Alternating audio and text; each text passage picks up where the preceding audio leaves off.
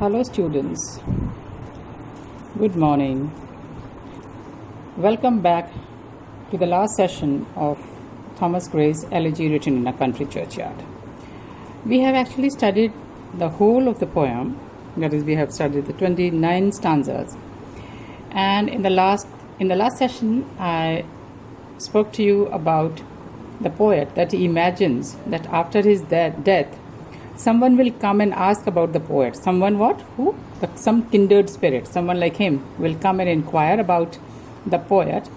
And that guy, he would say that yes, we saw him, that old man, he would say that yes, we saw him in the morning, noon and evening time. He was a nature lover and we could see him on the mountains, near the brook or in the woods.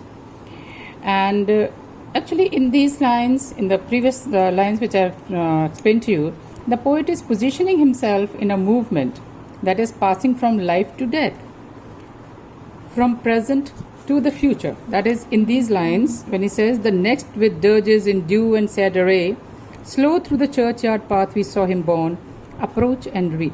Now here he's saying that the old man saw him alive.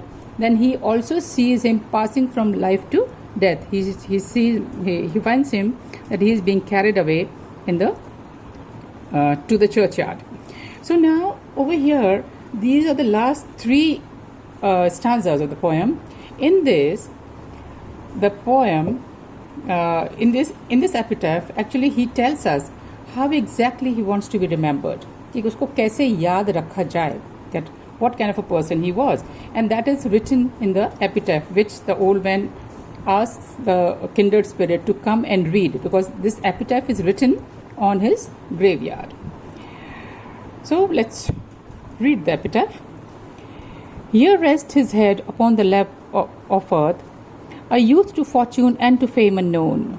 Fair signs frown not on his humble birth, and melancholy marked him for her own. Now here saying that in the epitaph it is written that he is the person that he was very humble, and he is lying on the lap of earth, कि पृथ्वी की धरती की गोद में वो लेटा हुआ है. A youth to fortune and to fame unknown, that fortune, fame and melancholy, these all are personified. That he means to say that he was not rich, he was not famous. Fair sounds frown not on his humble birth, that he was scholarly but he was poor. He was scholarly but he was poor, and he was not even famous.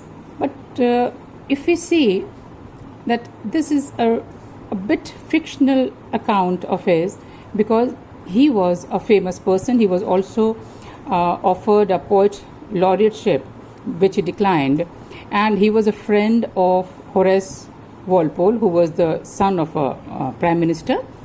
So we can't say that he was unknown, but still. He says, and melancholy marked him for her own. Melancholy is sadness. That he was a very sober person, very somber person. He was not a very lively person. So this seems true. Large was his bounty and his soul sincere. Heaven did a recompense as largely send. He gave to misery all he had, a tear.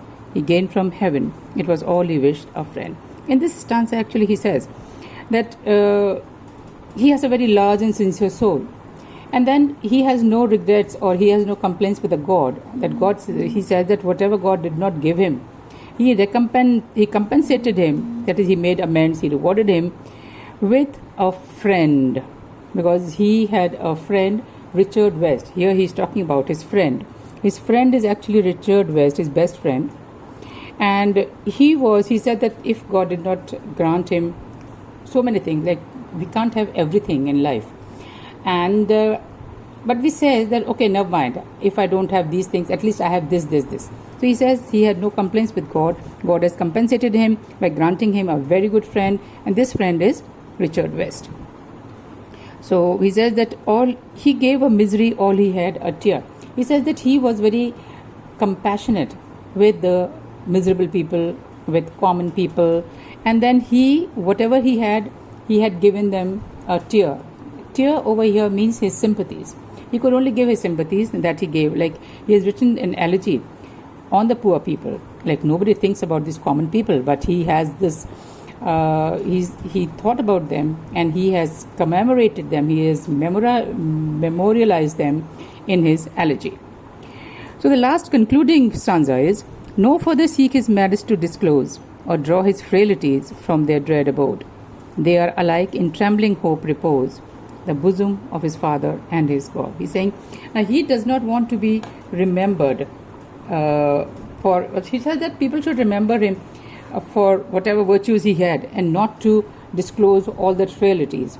As it is, even after death, normally we just think only about the virtues of the dead and not about the demerits.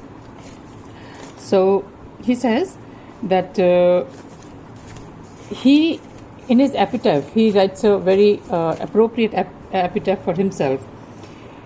So in this whole poem, he says, since he is actually writing about the commonality of death and the communality of death, that the poet is positioning himself from moving from life to death. We have seen, he has described the life of he begins with the graves of the poor people, then he describes about their life, then he describes his own life, what he was, what he did, and then he passes on from life to death, and then we come to the epitaph. And now in this epitaph, he also wants that how people should remember him. So he says he is remembered, and he writes his own epitaph in which he tells us that he should be remembered. Now in this epitaph, how he should be remembered? He should be remembered as a humble man, but we know that he is not a villager, illiterate man chilled with penury. Now he is giving us slightly fictional report of himself. He says that he was scholarly but poor, and he did not do anything great and was unknown to fame. All these assertions are slightly false. He was not unknown to fame, and he was friends with Horace Walpole, a famous name of his times. He tells us that heaven gave him a friend, and this is an allusion to Richard West, as I said. He brings back Richard West, whom also he memorialize in this poem. So he brings back the idea of living on even after death, because a friend remembers you. Here he is remembering his friend Richard. He said, you are not dead. Even if you are dead, if someone remembers you, then you are not dead. You still live in the hearts and the minds of people. He goes on to say that he wants nothing from life than that people should not probe into his merits or demerits. Here he says, no further seek his merits or demerits. So he says he does not want anything else from people. So he said that people should not probe into his merits and demerits, what kind of a person he was, whether he was good or bad. He doesn't want any kind of these things. This matter should be left to God. When God, that after the death, as it is believed that everyone goes and meets God. So whether he was good or bad, whether he'll go to heaven or hell, it will be decided by God. So he says it should be left with God. Now if we see what is the summary, the whole poem actually intertwines the themes of mortality and morality. Mortality is Nashvarta, and morality is the value system. Mortality is final. अपन को पता है that once you are born, you will die. So mortality, death is inevitable. So it says mortality is final. Once one is dead, is dead. एक बार जब कोई मर जाता है, मर जाता है. But he also says that we will live on in the hearts of our loved ones. Even after death, we will live on in the hearts of the dead. As he says that he gained from heaven a friend that he wanted, that he remembers his friend. Then he also says that the elegy actually appeals to everybody. I hope you have liked this elegy because we can easily relate to this. The elegy appeals to everybody because finality of death, that is inevitability of death, yet avashyam bhavita, mrityu ki, is there, and the fragility of life are intertwined. The life is so fragile. Life का कुछ पता नहीं है, अभी है, अभी नहीं है. So these two, death, life and death, they are intertwined. So we can say it is an elegy at many levels. The elegy, it is at many levels. It is not only about the poor rustic people or the villagers. It is for the firstly, it is for the villagers actually buried in the churchyard, as we see in the beginning, when he's sitting in the churchyard in the evening amongst the graves. And then secondly, it is for the mass of humanity on the whole. He actually says this elegy for the whole of humanity. Then thirdly, it is for the poet himself. It is for the poet himself because this poet himself, why? Because Thomas Gray is mostly remembered for his elegy. So he says in this elegy, he is memorializing the villagers, then humanity on the whole. He is also memorializing his own friend, Richard West, and then he is also creating a memory of himself by writing an epitaph. He's describing about himself, and then what he has written. So now, if we see, I'll give you just a summary of the style of the poem. The poem is written in heroic quatrains. Quatrains is a stanza of 4 lines. A stanza of 4 lines. The rhyme scheme is AB pattern, written in iambic pentameter. And this whole poem, it is divided into the poem and the epitaph. Poem is about 20 lines, and this epitaph is of 3 stanzas. That is, total we have 32 stanzas, and number of lines is 128.